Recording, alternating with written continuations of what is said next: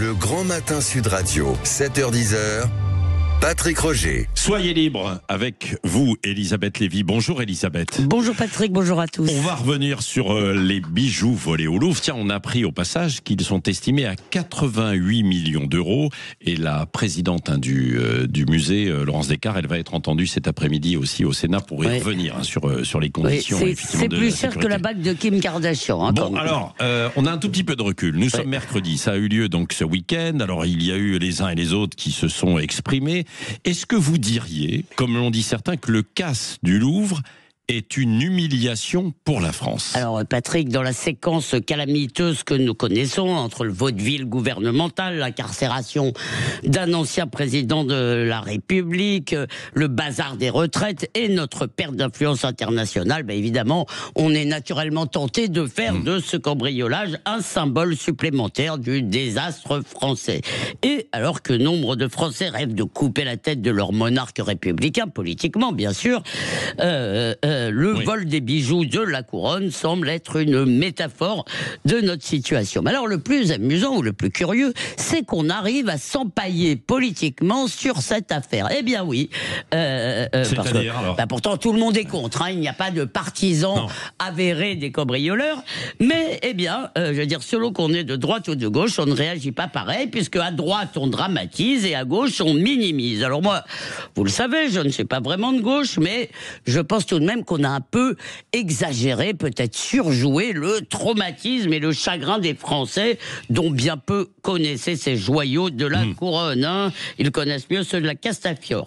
Alors, la comparaison qu'on a faite avec l'incendie de Notre-Dame me semble vraiment à côté de la plaque, hein, parce qu'au pays d'Arsène Lupin, eh bien, ce vol sans violence est aussi un bras d'honneur au système. Hein. Il a suscité des tas de plaisanteries assez nulles d'ailleurs. Hein, les gens qui vous appelaient en vous disant alors c'est toi qui as les bijoux, je l'ai entendu à peu près 10 fois, et je l'ai peut-être fait 10 fois aussi.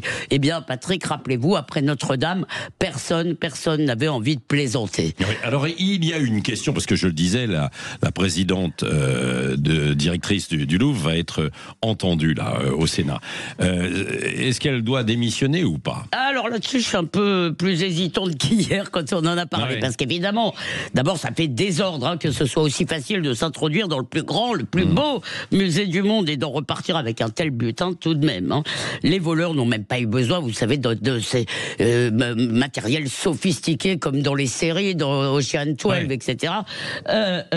Puisque, en réalité, il n'y a pas de caméra dans la plupart des salles et un système de vidéosurveillance assez faiblard. Or, à en croire Didier Reckner, le patron de la Tribune de l'Art, Laurence Descartes, donc la présidente du musée, a une responsabilité directe, car elle a préféré rénover une salle à manger pour 500 000 euros, hein, ça fait de jolis couverts, et engager des millions dans la rénovation du département des arts islamiques, qui a été refait par Rudy Ricciotti, le grand architecte, il y a seulement 15 ans.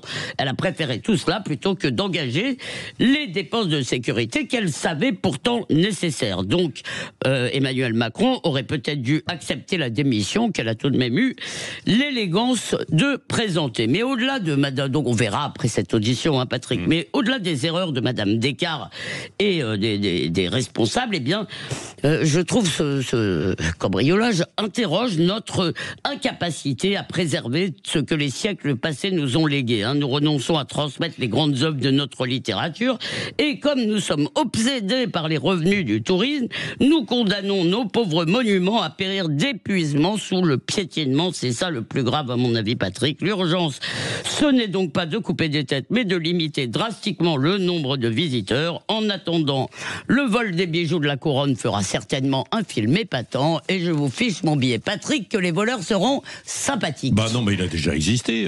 Série Arsène Lupin, c'était un peu ça. Oui, en fait. vous en aurez un autre. Oui, vous croyez plus. Non, mais il faudra aller plus loin dans l'imagination pour ça. Écoutez, l'imagination, le gars Louis de Nassel, et je veux dire, c'est ça qui est. Non, mais c'est pour ça que je vous dis qu'il y a une certaine, évidemment, évidemment, les gens sont pas contents, mais il y a quand même, ils se disent, purée, c'est simple comme tout. Ouais. Et il y a plein de blagues sur Kiloutou. Ah, sur Kiloutou aussi, oui, c'est vrai. Bah, c'est de la pub. Je n'imagine pas quand même que ce soit eux qui soient derrière pour Oh non, je ne les accuse de rien. Non, on les salue au passage, s'ils nous écoutent. 8h13, dans un instant, l'invité politique. Je sais pas si, tiens, Elisabeth, elle aime bien le rugby, mais je sais pas si vous iriez voir un match, le Stade Français contre Montpellier, par exemple. Hein. C'est ce week-end, puisque nous vous offrons pour tous les matchs du week-end prochain des places pour aller voir ces matchs-là. C'est pour ce matin, Stade Français Montpellier. Vous envoyez Sud au 7 20 18. Sud au 7 20 18. Et c'est pour vous. Dans un instant, l'invité politique de Jean-François Aquili.